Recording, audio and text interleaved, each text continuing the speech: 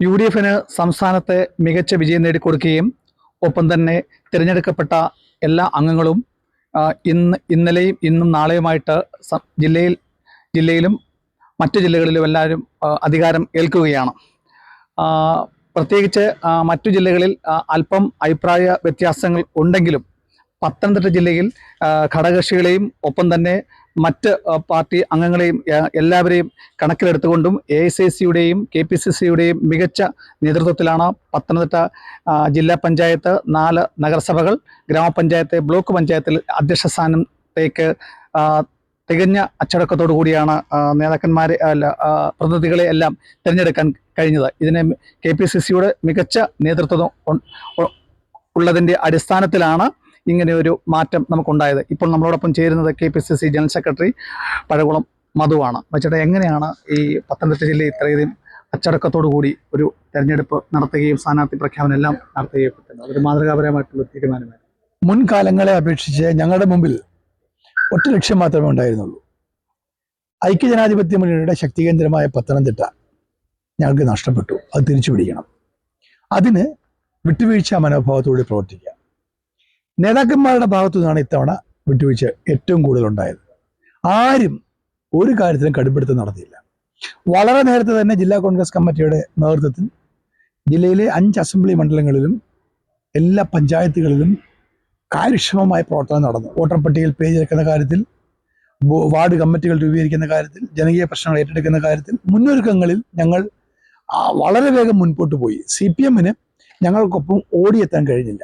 രാഷ്ട്രീയ വിഷയങ്ങൾക്ക് നമ്മുടെ ജില്ലയിൽ CPMനെതിരായി ധാരാളം വിഷയങ്ങളുണ്ടായിരുന്നു. ആ വിഷയങ്ങളെല്ലാം ഫലപ്രദമായി ഞങ്ങൾക്ക് ഉപയോഗിക്കാൻ കഴിഞ്ഞു. ഞങ്ങളുടെ സംഘടനാ മെക്കാനിസം, ഞങ്ങളുടെ പാർട്ടിക്കകത്ത് എന്നും ഉണ്ടാകുന്നത് തെരഞ്ഞെടുപ്പ് വന്നാൽ പാർട്ടി പ്രവർത്തകർ തമ്മിൽ ഭിന്ന ധ്രുവങ്ങളിൽ മാറുകയെന്ന് ഏറ്റുമുട്ടുന്ന ഒരു രീതിയാണ്. എന്നാൽ പത്തനംതിട്ടയിൽ ജില്ലാ കോൺഗ്രസ് കമ്മിറ്റിയുടെ അധ്യക്ഷൻ ശ്രീ സതീഷ് കൊച്ചുപറമ്പിൽ, ഞാനും ആന്റണി MPയും കുര്യൻ സാറും അടൂർ പ്രകാശും മോഹൻരാജും ശിവദാസൻ നായരും മാലാജി സർലാദേവിയും ഷംസുദ്ദീനും എല്ലാവരും കൊണ്ടൂരും എല്ലാവരും അടങ്ങുന്ന നേതൃത്വം ഒറ്റക്കെട്ടായി നിന്നു. ഞാൻ ആദ്യം പറഞ്ഞു, ഒറ്റ ലക്ഷ്യം മാത്രമേ ഉണ്ടായിരുന്നുള്ളൂ, പത്തനംതിട്ട എങ്ങനെയും തിരിച്ചു പിടിക്കുക. അത് ഞങ്ങൾ നേടി. അതൊരു വലിയ വിജയമാണ്. ഈ ജില്ലാ പഞ്ചായത്ത് നേടിയെടുത്തു. ജില്ലയിൽ ആകെ 8 ബ്ലോക്ക് പഞ്ചായത്താണുള്ളത്. അതിൽ 7 ഞങ്ങൾ നേടിയെടുത്തു. 8ാമത്തെ കോന്നിയിൽ തുല്യമാണ് വന്നിരിക്കുന്നത്. ഗ്രാമപഞ്ചായത്തുകൾ 34 എണ്ണത്തിൽ ജയിച്ചിട്ടുണ്ട്. അപ്പോൾ ഇതൊരു സമഗ്രമായ വിജയമാണ്, ഉജ്ജ്വലമായ വിജയമാണ്. ഈ വിജയം എന്ന് പറയുന്നത് പാർട്ടി പ്രവർത്തകരുടെ വിജയമാണ്. ഏതെങ്കിലും ഒരു നേതാവിൻ്റെ വിജയമായിട്ട് ഞാൻ കാണുന്നില്ല. കോൺഗ്രസിൻ്റെയും UDFൻ്റെയും പ്രവർത്തകർ അക്ഷീണം നടത്തിയ പ്രവർത്തനമാണ് ഈ വിജയത്തിലേക്ക് കൊണ്ടെത്തിച്ചത്. അതിനെല്ലാം മേൽനോട്ടം വഹിക്കാൻ ഞങ്ങളൊക്കെ നിന്നു എന്ന് മാത്രമേ ഈ വിജയത്തിന് പിന്നിലുള്ളൂ. പ്രത്യേകിച്ച് 4 നഗരസഭകളിൽ ചെയർപേഴ്സൺമാരെയും വൈസ് ചെയർപേഴ്സൺമാരെയും ഒക്കെ ഒരു പ്രതിഷേധമോ ആശങ്കയോ ഒന്നും കൂടാതെ തന്നെ തിരഞ്ഞെടുക്കാൻ കഴിഞ്ഞു. അതെങ്ങനെയാണ് എണ്ണയിട്ട യന്ത്രം പോലെ തന്നെ ഒറ്റ രാത്രി കൊണ്ട് തന്നെ അതിലേക്ക് എത്തിച്ചേർന്നു? അതിനർത്ഥം ഒരു പ്രശ്നമില്ലെന്നല്ല, പല പ്രശ്നങ്ങളും ഉണ്ടായിരുന്നു, വ്യത്യസ്ത അഭിപ്രായങ്ങളുണ്ടായിരുന്നു. ആ അഭിപ്രായങ്ങളെല്ലാം ഏകോപിപ്പിക്കാൻ കഴിഞ്ഞു ഒരു ഡെമോക്രാറ്റിക് രീതിയിൽ. ഞങ്ങൾക്കൊരു പ്രശ്നം എന്താണെന്ന് വെച്ചാൽ, തിരഞ്ഞെടുക്കപ്പെട്ട് വന്നവരിൽ ഒട്ടേറെ ആൾക്കാർ വളരെ പ്രഗത്ഭരും സീനിയേഴ്സുമാണ്. അപ്പം ഇവരെയെല്ലാം എങ്ങനെ ഒരു തീരുമാനം എടുക്കുമ്പോൾ തൃപ്തിപ്പെടുത്തി അവർക്കൊരു നീതി കാണിച്ചു, ജുഡീഷ്യസായി ചെയ്തു എന്നുള്ള അവർക്ക് ബോധ്യപ്പെടണമല്ലോ. അപ്പോൾ അതായിരുന്നു ഞങ്ങളുടെ വെല്ലുവിളി. കാരണം എല്ലാവരും പ്രഗത്ഭരാണ്, ഒട്ടുമിക്ക ആൾക്കാരും സീനിയോറിറ്റി കൊണ്ടാണെങ്കിൽ അവരുടെ കാര്യക്ഷമമായ പ്രവർത്തനം കൊണ്ടാണ്. ഇതിനെല്ലാം ഞങ്ങൾ വളരെ നീതിപൂർവമായി ഞങ്ങൾ പക്ഷം പിടിക്കാതെ അതിനെല്ലാം ഒരു നിലപാടെടുത്തു എന്നുള്ളതാണ്. അതുകൊണ്ടാണ് മുനിസിപ്പാലിറ്റികളിൽ, എല്ലാ മുനിസിപ്പാലിറ്റികളിലും, തിരുവല്ല ആണെങ്കിലും പത്തനംതിട്ടയാണെങ്കിലും അടൂരാണെങ്കിലും ഇവിടെ എല്ലാം ഞങ്ങൾ ആ ഒരു മാനദണ്ഡമാണ് സ്വീകരിച്ചത്.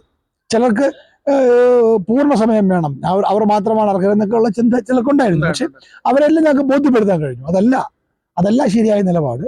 ശരിയായ നിലപാടെന്ന് വെച്ചാൽ നമുക്ക് പാർട്ടി തീരുമാനം അനുസരിക്കുകയാണ്, അംഗീകരിക്കുകയാണ്, എല്ലാവരുടെയും പ്രാഗൽഭ്യത്തെ അംഗീകരിക്കണം എന്ന് ഞങ്ങൾ പറഞ്ഞപ്പോൾ അവരെല്ലാം അത് സ്വീകരിച്ചു.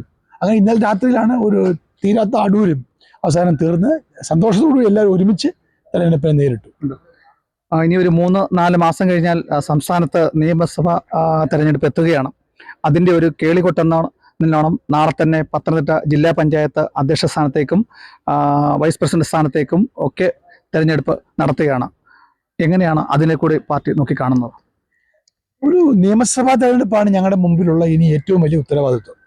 ഈ വിജയത്തിൽ അമിതമായി ആഹ്ലാദിച്ചു പോവുകയല്ല. ഈ വിജയത്തെ ഒരു അടിത്തറയാക്കിക്കൊണ്ട് അതിൻ്റെ മുകളിൽ ജില്ലയിലെ 5 അസംബ്ലി മണ്ഡലങ്ങളും തിരിച്ചു പിടിക്കാനുള്ള ഭഗീരഥ പ്രയത്നം. ഇതുകൊണ്ടൊന്നും ഒന്നും ആയിട്ടില്ല. ഇതുകൊണ്ട് ഞങ്ങൾ 5 അസംബ്ലി മണ്ഡലം ജയിച്ചു. ആ ചിന്ത ആർക്കെങ്കിലും ഏതെങ്കിലും പ്രവർത്തനം ഉണ്ടെങ്കിൽ അത് തിരുത്തണമെന്നാണ് ഞാൻ അവിടെ അഭ്യർത്ഥിക്കുന്നത്. അതുകൊണ്ടൊന്നും ഒരു കാര്യമില്ല. ഇനി കഠിനമായ പ്രവർത്തനം, ജനങ്ങളെ ബോധ്യപ്പെടുത്തുക. ജനങ്ങൾ കാര്യങ്ങളെല്ലാം അറിയാം, പക്ഷേ പാർട്ടി പ്രവർത്തകർ സജീവമാണ്. കോൺഗ്രസിന് വിജയം വേണം എന്ന് കോൺഗ്രസ് പ്രവർത്തകർ കാണിച്ചു കൊടുത്താൽ ജനങ്ങൾ ഞങ്ങളോടൊപ്പം നിൽക്കും എന്നാണ് ഈ തെരഞ്ഞെടുപ്പ് കാണിച്ചിട്ടുള്ളത്. അതുകൊണ്ട് ഞങ്ങളെ സംബന്ധിച്ചിടത്തോളം ഇപ്പോൾ SIR ഉണ്ട്. ഒരു വോട്ടർ പട്ടികയിൽ ഓരോ അസംബ്ലി മണ്ഡലത്തിലും 20,000-ന് മുകളിൽ വോട്ടർമാർ ഇല്ലാതാക്കിയിട്ടുണ്ട്. ആ വോട്ടർമാരാരില്ല, അവരെ കണ്ടെത്തുക. അതിന് പാർട്ടിയുടെ മെക്കാനിസം, മെഷീനറി, എണ്ണയിട്ട യന്ത്രം പോലെ താങ്കൾ പറഞ്ഞ പോലെ പ്രവർത്തിക്കണം. നേതാക്കന്മാർ തൊട്ട് താഴോട്ട് ഏറ്റവും അവസാനത്തെ പ്രവർത്തകൻ വരെ ഒരു ബൂത്തിൽ ഇറങ്ങി പ്രവർത്തിച്ചാൽ മാത്രമേ ഈ SIR വന്നതോടുകൂടി ഒഴിവാക്കപ്പെട്ട 20,000-ലേറെ വരുന്ന വോട്ടർമാരെ ഓരോ അസംബ്ലി മണ്ഡലത്തിൽ തിരികെ കൊണ്ടുവരാൻ കഴിയും. അതാണ് ഞങ്ങളുടെ ഏറ്റവും വലിയ വെല്ലുവിളി. നിയമസഭാ തെരഞ്ഞെടുപ്പിൽ ഞങ്ങളുടെ പ്രവർത്തനം തുടങ്ങിക്കഴിഞ്ഞു. 23-ാം തീയതി വോട്ടർ പട്ടിക കരട് പുറത്തു വന്നതോടുകൂടി ഇനി അതിനെ ബേസ് ചെയ്തുള്ള ഒരു പ്രവർത്തനമാണ്. തെരഞ്ഞെടുപ്പിൽ വലിയ വിജയം ഉണ്ടായി, അതിൻ്റെ ഒരു ആഹ്ലാദമൊക്കെ ഉണ്ട്. അതൊരു ആലസ്യമായി പോകാതെ പ്രവർത്തകരെ ഉണർത്തിയെടുത്ത് തെരഞ്ഞെടുപ്പ് രംഗത്തേക്ക് കൊണ്ടുപോവുക എന്നുള്ളതാണ് ഞങ്ങളുടെ ലക്ഷ്യം. ആ പത്തനംതിട്ട ജില്ലയിൽ 5 അസംബ്ലി മണ്ഡലങ്ങളിൽ ഞങ്ങൾക്ക് ജയിക്കാൻ കഴിയുന്ന ഒരു മണ്ഡലങ്ങളാണ് ഈ 5 എണ്ണവും. ആ 5 അസംബ്ലി മണ്ഡലങ്ങൾ എങ്ങനെ ജയിക്കാൻ കഴിയും? അതിന് സ്ട്രാറ്റജി ഉണ്ടാവും. ഓരോ അസംബ്ലി മണ്ഡലത്തിനും പ്രത്യേകമായ സ്ട്രാറ്റജി ഉണ്ടാകും. സത്യത്തിൽ ഞങ്ങളുടെ കയ്യിൽ നിന്ന് ഈ അസംബ്ലി മണ്ഡലം വിട്ടുപോയത് ഞങ്ങളുടെ തന്നെ വീഴ്ച കൊണ്ടാണ്. ഞങ്ങളുടെ തന്നെ പ്രവർത്തന രാഹിത്യം കൊണ്ട്, അലസത കൊണ്ട്, ഞങ്ങൾ കാര്യങ്ങളെ കാണേണ്ട വിധത്തിൽ കാണാത്തത് കൊണ്ട് ഞങ്ങളുടെ ലീഡർഷിപ്പിന്റെ പരാജയമാണ് എന്ന് ഞങ്ങൾ വിശ്വസിക്കുന്നു. അതുകൊണ്ട് അത് ഞങ്ങൾ തിരുത്തിയിരിക്കുകയാണ്. അത് തിരുത്തി പ്രവർത്തകരുടെയും ജനങ്ങളുടെയും, പ്രവർത്തകരെ കൊണ്ട് മാത്രം ജയിക്കാൻ കഴിയില്ല, ജനങ്ങൾക്ക് സ്വീകാര്യമായിട്ടുള്ള ഒരു സമീപനം, ഒരു പൊതു പ്രവർത്തന പരിപാടി ജില്ലയിലെ കോൺഗ്രസ് പ്രസ്ഥാനത്തിന് ഉണ്ടാകും. അത് ഞങ്ങൾ മുൻപോട്ട് വെച്ച് ജനങ്ങളുടെ വർദ്ധിച്ച പിന്തുണ ഏറ്റുവാങ്ങി പത്തനംതിട്ട ജില്ലയിലെ 5 അസംബ്ലി മണ്ഡലങ്ങളും തിരിച്ചു പിടിക്കുക എന്നുള്ള ലക്ഷ്യത്തോടു കൂടിയുള്ള വലിയ പ്രവർത്തനമാണ് ഇനിയുള്ള ദിവസങ്ങളിൽ ഞങ്ങൾ നടത്താൻ പോകുന്നത്. പ്രത്യേകിച്ച് ചേട്ടാ, ഈ ഘടകകക്ഷികൾക്ക് ന്യായമായിട്ടുള്ള അവരുടെ അവകാശങ്ങളും സീറ്റുകളും എല്ലാം കൊടുത്ത് ഒരു പൂർണ്ണ സംതൃപ്തിയിലേക്ക് എത്തിക്കുകയാണ് പത്തനംതിട്ട ജില്ലയിൽ. എങ്ങനെയാണ് അത് ഞങ്ങളുടെ മുമ്പിലുണ്ടായിരുന്ന മറ്റൊരു വെല്ലുവിളി? ഘടകകക്ഷികളെ എല്ലാ തവണയും ഏതെങ്കിലും ഘടകകക്ഷി പിണങ്ങി പോവും, അവരുടെ താല്പര്യങ്ങളെ മാനിക്കാൻ കഴിയത്തില്ല. പ്രവർത്തകരോട് ഞങ്ങൾ ഓർമ്മപ്പെടുത്തിയത്, കോൺഗ്രസ് മാത്രം ഉണ്ടെങ്കിൽ നമുക്ക് ജയിക്കാൻ കഴിയില്ല, ഒരു ഇലക്ഷൻ ജയിക്കാൻ കഴിയില്ല.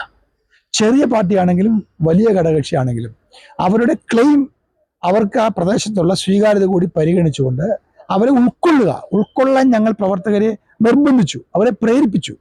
സാധാരണ കോൺഗ്രസിൽ വലിയ കക്ഷി ആയതുകൊണ്ട്, മറ്റു കക്ഷികളെല്ലാം അംഗബല കുറവായതുകൊണ്ട് ഞങ്ങളുടെ പ്രവർത്തകർക്ക് അവരെ എന്തിനാണ് അങ്ങനെ ഉൾക്കൊള്ളേണ്ട കാര്യമുണ്ടോ എന്നൊരു ചിന്തയൊക്കെ അവരുടെ മനസ്സിലുണ്ട്. പക്ഷേ ഞങ്ങൾ ആദ്യം ശ്രമിച്ചത് അത് ഒഴിവാക്കാനാണ്.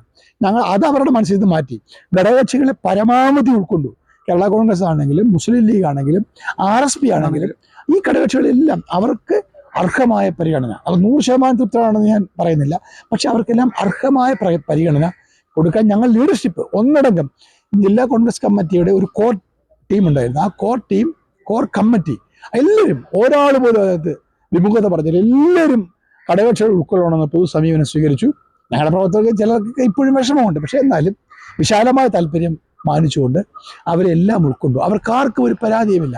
ആദ്യ ഇലക്ഷനാണ് അങ്ങനെ. UDF-ലെ എല്ലാ ഘടകകക്ഷികളും പൂർണ്ണ തൃപ്തിയോടുകൂടി തെരഞ്ഞെടുപ്പിൽ സഹകരിക്കുന്ന, അവരെ ഉൾക്കൊള്ളുന്ന ഒരു തെരഞ്ഞെടുപ്പ് ഈ 2025 ഇലക്ഷനാണ്. അതിൻ്റെ ഫലം ഉണ്ടായി.